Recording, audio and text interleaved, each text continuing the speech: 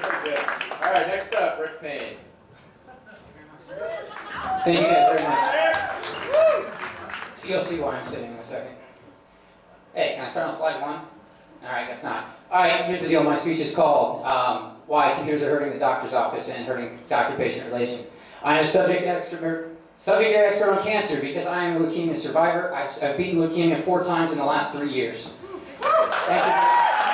This is what this perceived problem is. This is a paper record of my medical history. You will see volume 6, and it's paper. And I was like, holy shit, I'm a software engineer. Why the fuck is there paper in my goddamn doctor's office if my life is on the line? If you stacked all my volumes up and all together, they'd be 1.5 feet tall. I've had a bone marrow transplant. I've had a whole lot of stuff. But I don't think this is the problem after 3 years of treatment. I think right now this is the right solution.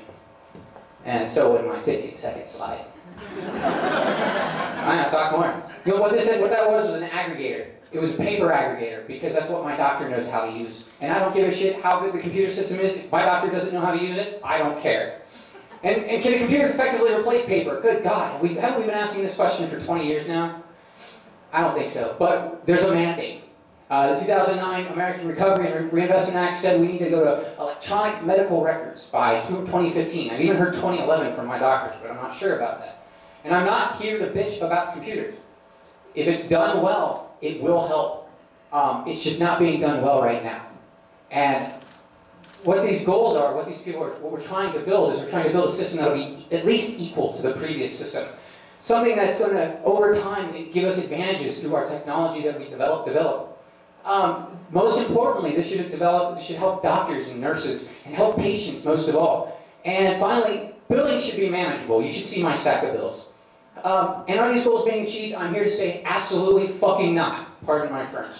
So let me tell you how the doctor's office really works when you're really sick.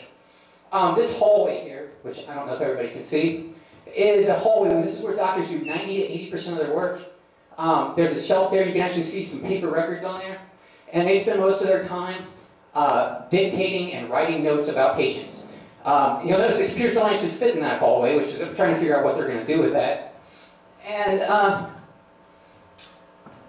they actually pay other people to do the work. The doctors are there to see patients. They're there to save lives. They are not there to type. My doctor told me, quote unquote, last week, I am not a typist.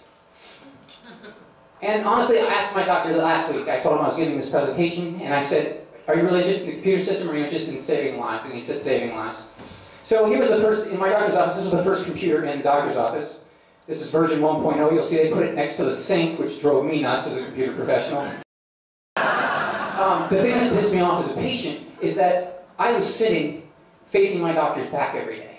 This is version 2. They put this in 2 weeks ago. And you'll notice there's a door off to the left, and it'll actually swing into the door, and somebody walking in could actually destroy this whole system. The other thing that pisses me off more is that they don't use it every time.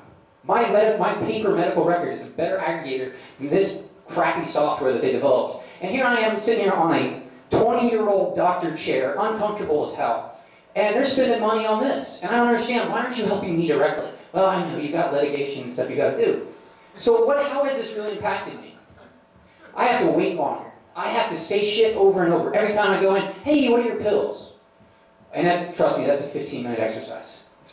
And what do they do wrong? They never define the problem. They define the problem as the electronic paper. And the problem is really we need to facilitate doctors, nurses, and patients' recovery and help them do that. And I mean, isn't this the first step in the scientific method? Define the problem. If anybody's working on this, find a new job. If you're not doing this and you're doing software engineering that affects people's lives, try something else, please.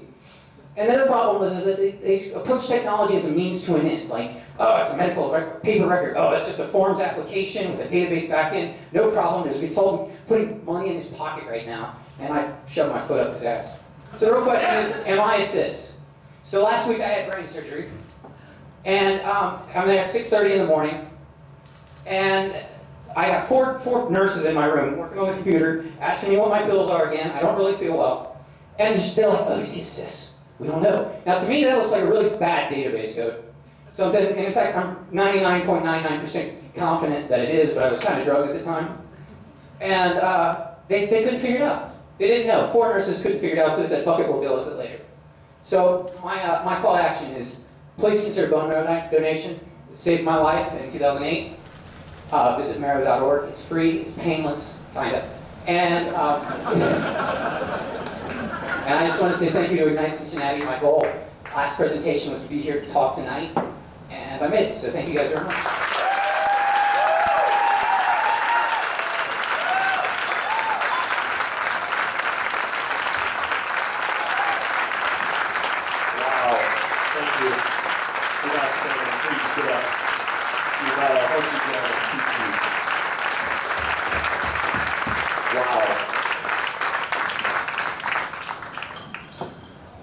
I'll give him another 5 minutes.